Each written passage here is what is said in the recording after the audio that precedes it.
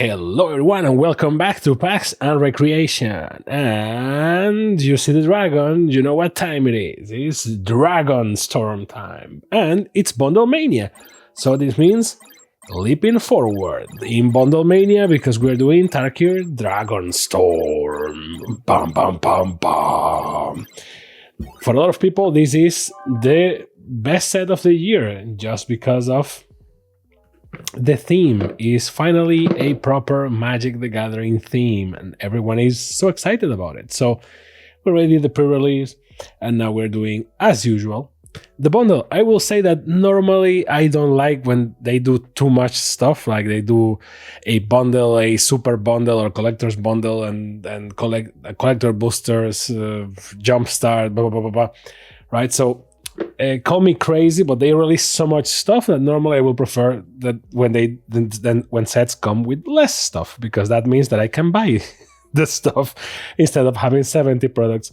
And however, with Tarkir, something weird happens. Tarkir has not one pre-release, not two pre-releases like the Brothers War. No, it has 5, one for each of the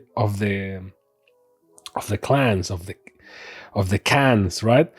And that I was like, well, that makes sense. It doesn't have 4 commander decks. It doesn't have 2 like they are trying to do now, which thankfully, because it was too many commander decks, it has 5, one for each faction, the same logic. And I was like, well, this is already a lot of stuff. But a part of me was like, man, either Drift could really live without a collector's bundle or the first place bundle or whatever it was, and Tarkir should be the one with a special bundle, because can you imagine it, like with dragon scales or something like that? That will be premium. But sadly, for better or worse, there's only one, and this is it. So let's see what is in it for us. So 15 traditional lands and 15 traditional foil and 50 regular basic lands, a oversized spin down, 9 14 card play boosters, the 2 reference cards, Never Forgetting, Mom Spaghetti, and alt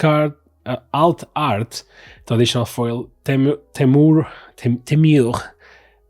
Battle Crier, and the card box. Let's see what's in store. So as I said with the pre-releases, this is the type of thing that keeps pulling me towards Magic the Gathering. You know, there is someone somewhere in Wizards that is doing their job. Like they don't limit themselves to be like, oh yeah, let's put the pool thing in. No. They go like, let's do it with dragon scales, and that's the person that is keeping Magic alive. Likely it's a team of people, you know what I mean? But that's the thing that keeps pulling me, that attention to detail, that flame in the darkness. So let's see. Now it's an ad, which, okay. And on the other side, it's an illustration, so not bad. Maybe not the craziest of illustrations, but still a pretty cool one. And now you have, they show you the rest of the ecosystem, which I have to say, it's kind of smart, because me and, you know, I've been saying this for the longest time, and I believe that a lot of other people that play Magic always recommend bundles as the entry point for something, or at least in my case, I always say the same, which is, if you're not going to buy anything, at least from a set, at least buy the bundle, which is like a self-contained micro sample of what a set was like. I mean, you have the boosters are random, but you know, you have the box and whatnot. And I think they're catching up, because now they are like, hey, listen, we have commander decks, we have collector boosters and play boosters. So the rest. Funny that the pre-release is never included here, because, well, it's a pre-release. Like, if you don't get it at the moment, it is what it is. The box, I have to say, the box is actually pretty damn cool. You have two dragon battles on each side, and in the top you have Tarkir Dragonstorm, right? And the new the Magic the Gathering logo for this set, which is the 5-headed dragon. Some people say Tiamat, I say Ghidorah or Ghidra. Ghidorah only had 3 heads. Let me enjoy life. And the actual Yugi OGs know that there is a 5-headed dragon that has 5,000 attack and 5,000 defense, and this is really what this is referencing, baby. You know it, I know it. Like for that reference. So the box is really pretty. Like, it's one of the prettiest boxes. I mean, seems like everything in this set is a home run to a degree. You know what I mean?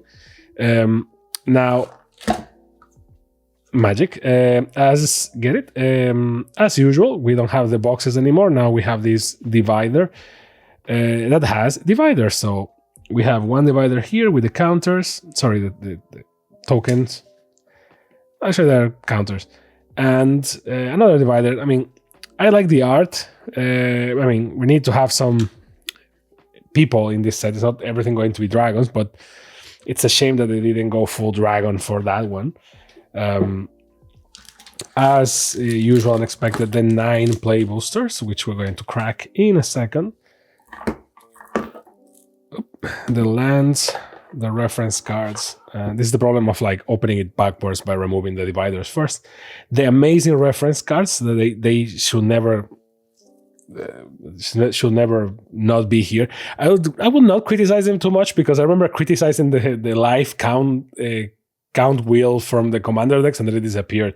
So I'm like, no, this is beautiful. This is great. Actually, I do use this a lot as like dividers or stuff like that, right? So like, it's cool, Wizards. Please don't remove it. Now, the die, I have to say that the die is just beautiful. Like, the die is as beautiful as it is difficult to read sometimes. And even if I block the light, because we have indirect lighting, right? So there's no direct light going into the die. But even if I try to cover as much light as possible, you can see that sometimes it's difficult to read the numbers, especially like the easy ones, like 1, which is not because of the number 1, is because of the silver painting that it has. But in terms of colors and whatnot, this thing is beautiful. And it's done in a way that it looks like it has something inside. The Dragonstorm, you know what I mean? Like, actually, one of the best dice so far in a bundle, and it's not even from a collector's bundle. So, again, everything in this set seems like a home run. So, thank you, Wizards, I guess. I like to think that there is a team of designers at Wizards that is like, okay, so you're going to do this set. And they're like, oh, we got the good one. The actual Magic one. Because, I mean, not that the other cards are badly designed. Again, one of my favorite Commander precons of all time is the Doctor Who one, like timey-wimey. And that actually got me into Doctor Who, so it worked backwards. But it does, like, let's be honest, a lot of people that work in Wizards right now, works at Wizards, they are likely there because they started playing Magic since the beginning. So doing Magic stuff for them has to be the bomb. So I can imagine that whenever it's like, oh, you're going to do a actual Magic set, they're like, really? And they go all out on everything. For this year, it was the Tarkir Dragonstorm team, and last year it was the Bloomburrow team. You know, it's everything that is not too gimmicky, you know, like Either Drift or the Cowboy set, or Thunder Junction, what's it called? Or what's the name of the other? Even Duskmourn was kind of gimmicky. The lands here are actually beautiful. Like, all of them have the shadow of a dragon flying, and this is amazing. So then you get the normal lands, which are beautiful and are great and all that. Never hashtag always remember the artists that do the art for the lands, because I don't believe they get enough love. Now, obviously, the full arts always get more love, and these are great. These are not the best ones that the set has, and we will see when we pull them in the collector boosters, but at least not in my opinion. But these are certainly great, and again, is a showing of, once again, they doing everything they can to make this set a rock star, right? So we have to really appreciate that. Now, let's see what we pull on this beautiful set on a bundle. Now, if you are new to this, again, as usual, a reminder. Remember the first videos on this channel that I will actually read every single card? I mean, I still do that on my private time, but I realized that your time, maybe, unless you really wanted a podcast. Quartzy Revenant, okay, not bad. A foil Fortress King Guard. a plains, and a copy that is also a monk. This is something that Wizards is improving on a lot. No longer we have pointless ad cards, which thank God, because again, as we will say time and time again, Wizards, if I have the card in my hand, I'm likely already buying stuff from you. So not much of a point in adding ads to an already bought product. Now, ads like that one on the flyer saying, hey, here are other products that you may not have heard of. That I don't mind. That's okay. It's on the back of a flyer. You can still use the main side of a flyer. And it's actually to tell you, hey, this is something else. But the ad cards were mostly like, hey, wanna play Magic? It's like, what do you think I'm doing? Hey, turtle card, let's go! Ambling Storm Shell. For 3 and 2 blue, it has War 2. Whenever this creature attacks, put 3 stun counters on it and draw 3 cards. Whenever you cast a turtle spell, untap this creature. Yeah, not bad. Amazing for a turtle deck, which I'm working on. Foil land. And a copy that's also monk. So not bad.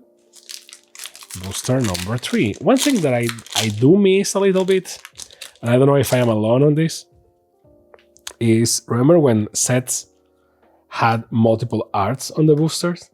And you could actually, you can, like, they were just different. Like, obviously, the older you get, this is a little bit like other things in life, right? They lose their magic. Haha, get it? So, there is no longer that whimsical hope of, like, mystical entities, Ooh, Ugin, let's go. What a pull, baby. Let's go. I was just wondering, like, could we pull an Ugin, Eye of the Storms? And here it is. Which, well, I know that a lot of people are after this card, and it certainly is kind of broken. But for me, this is going to be just super fun. Because I have a Super Friends deck. It's all Planeswalkers, so this thing fits in there perfectly. Although, it's one of those, right? It fits in a Planeswalker deck because it's a Planeswalker, and it's a very broken one, if anything. But yeah, this thing is to build its own deck around it, like full of Eldrazi's and whatnot, right? Because, I mean, if you are watching this video, you likely know what this card does already. But if not, let's go all together. Ugin, Eye of Storms, for 7 is a 7 loyalty Planeswalker that says, when you cast this spell, exile up to 1 target permanent that's 1 or more colors. So right there. And whenever you cast a colorless spell, exile up to 1 target permanent that's 1 or more colors. So you need to have this either has to go on an artifact deck or on a colorless Eldrazi deck. And artifacts is not really using the full power of this, because for +2 you gain 3 life and draw a card. For 0 you get 3 colorless, and for -11, you search your library for any number of colorless non-land cards, exile them, then shuffle. Until the end of turn, you may cast those cards without paying their mana costs. So, Eldrazi much? So yeah, baby. And it's card M001. So the card number 1 of the set. Ooh! And, well, this is a loaded booster. A Nerif, Heart of the Storm. For 1, and Mardu. It's a legendary creature, Spirit Dragon, for 5 flying. If a creature you control that entered this turn will deal damage, it deals twice that much damage instead. Nice. Very, very nice. And then a Starry-Eyed Skyrider, which is not a bad card, but certainly is in the shadows of those 2 pools. Warrior and a Goblin. And this is the craziness of the play booster. You see that we got a mythic. We got 2 mythics in the same booster, and none of them was because of they occupying the foil slot. So it's what it is. So already goated. Now, as a reminder, in case you're new to this, the pulls that I'm getting with the bundle are not the pulls that you're gonna get with the bundle. So the only thing that is guaranteed that you get with the bundle are the lands, the promo card, and the die. Everything else is random, baby, which is okay. Is part of the nature of the gambling game that is Magic the Gathering. But yeah, like don't be foolish. If you want a card, just buy the single, I guess.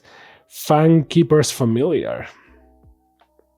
When this creature enters, I read about this card. So for 1 black, 1 green, 1 blue, it's a 3/3 snake with flash. When this creature enters, choose 1. You gain 3 life and surveil 3. Destroy target enchantment or counter target creature spell. Okay, not bad. Dursuit Earth Carver. Okay, in foil, not bad, not bad. A land and another card, and this is the thing again. The play boosters are crazy. I think that the play boosters are one of those. I think that Magic tried to do everything and then set boosters, jumpstart, collectors, set draft, etc. And then they realized that they were already squeezing too much the player base. And people love draft, but a lot of people just buy this shit for the value, right? And they were like, you know what, let's simplify it. Now, they still have the collector boosters, which is basically you pay for better pools or for exclusive pools because it's, visual treatments and whatnot. You can still pull any card here. As you can see, we pull the most expensive card of the set and a play booster. So it's not like they are limited on that regard. Now, Frostcliff Siege. Okay, not bad. Now, it's true that, and a foil Gormag Night Watch. Reliquary Dragon. This token is all colors. This token enters, it deals 3 damage to any target. And a dragon. Not bad. Now, it's true that, compared to other things, I kind of like the fact that play boosters are more chaotic. Like, you don't know what you're going to get. I feel like, yes, it was nice that it was like draft was cheaper and it was literally for drafting. And if you wanted to pay more to have a slightly fancier treatment, you went for set, and it is what it is. And if you really want the premium treatment, you go for collectors. I feel like this way it captures better the craziness of a booster. Like you can get anything, right? You can get anything in terms of rarity, and also you can get anything in terms of Roar of Endless Song, not bad. And you can also get, this card is beautiful. It's like whatever, but this card is beautiful. In foil, in normal, it's like okay. Nice. I feel like, that's kind of the thing. That's like when you open one of these, it's like, am I gonna get a token? I'm gonna get an art card, maybe a card from the list. Now the cards from the list are rare as hell. You can get anything else from the set. I feel like, with set boosters was like, oh, you always get an art card. Now art cards are more of a rarity, which okay, I guess, although I am one of the few people that actually liked and collected the art cards, and they were very cheap to collect because no one cared about them. Now it's a different story. And that's okay. Now, for play boosters to be like everything that I want for Christmas, this is a great example. Oh, see, a card from the list. Let's go. Well, a special guest. Let's see. Arid Mesa. Tap, pay 1 life, sacrifice this land, search your library for a mountain or a plains card, put into your battlefield, and then shuffle. Okay, this bundle is goated, boys. Let's go. Ooh, another special treatment. Let's go. Winter Night Stories. Draw 3 cards, then discard 2 cards, unless you discard a creature card, and harmonize for 4 and 1 blue. Wow, and another one. All Out Assault. For 2 and Mardu, creatures you control get +1/+1 and have Death Touch. When this enchantment enters the battlefield, if it's your main phase, there's an additional combat phase after that phase, followed by an additional main phase. When you next attack this turn, okay, untap each creature you control. Not bad. Very loaded booster, I have to say, and very loaded bundle altogether. Now, there is also the fact that bundles don't have the same rules as booster boxes. Booster boxes, I think you can get between 1 and 3, I think. Well, it depends on the set, but it's like between 1 or 3 mythics, I think. And bundles don't have those limits, so you can get 0 or you can get more, which I believe we're filling already. But that can be whatever. But see, like we got a card from a special guest card, and that felt amazing because it wasn't expected. And yes, this is gambling to a degree. These are basically loot boxes. But if you know what you are doing, and you know that this is gambling basically, it's okay. I mean, as long as you don't get angry or you like throw all your money expecting to get a single card. If you want a single card, just buy the card. But if you're doing it just for the sake of it, it's cool. And then you can get crazy pulls or you get special gifts or whatnot. The only thing, and I was just about to comment that the moment we pulled the Arid Mesa, the only thing that I missed from the play boosters to become the perfect boosters, and I would just call them like default boosters or whatever, is a possibility, maybe as small as the special guest possibility, you know, the percentage, that you can get a treatment that appears in the collector boosters. And you may be thinking, oh, well, but that defeats the purpose of the collector boosters. Like, not really. The collector boosters, when you open them, you always get the same things. Like you get 8 or something, 7 or 8 commons and uncommons in foil, which devaluates the value of foils greatly. And then you get a special land, and then you get, you know, 2 cards in the special treatment, 2 cards in special treatment in foil, one card in special treatment in foil, 1 card in special treatment, 1 card from the commander decks, and then 1 rare or mythic and 1 rare or mythic in foil. And those are kind of more or less, you know, it changes depending on the set, but that's more or less it for all of them. And that's okay, but you know, you have it more or less guaranteed that you have those slots, right? Here, I would like it to be like 100% random.